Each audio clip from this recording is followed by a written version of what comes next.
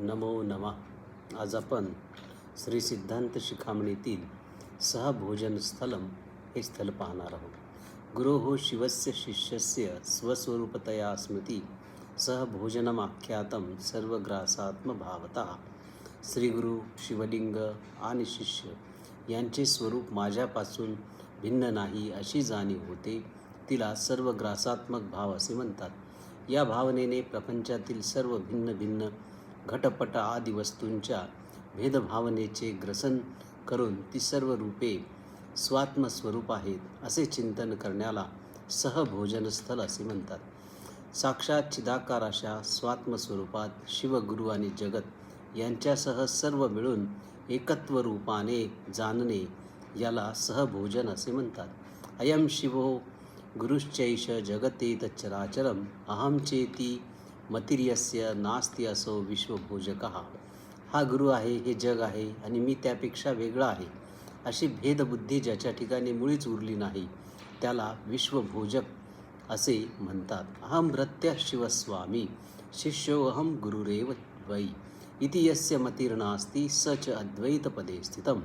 शिवस्वामी आहे, मी सेवक आहे, तो गुरु आहे, मी शिष्य आहे अशी ज्याच्या ठिकाणी भेदबुद्धी उरलेलीच नाही त्याला शिवलिंगैक्य पदा अद्वैत पदावर, विश्वभेद ग्रासात्मक शिवाद्वैत पदावर स्थिर झाला आहे असे समजावे.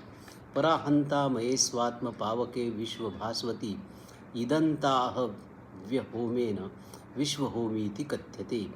विश्वहोमीची व्याख्या सांगत असतानाच म्हणतात, विश्वाला प्रकाशित करणाऱ्या उत्कृष्ट मूल अहंकार रूप स्वात्म अग्नीत भेदबुद्धी हव्यद्रव्याची जो आहुती देतो त्याला विश्वहोमी असे म्हणतात.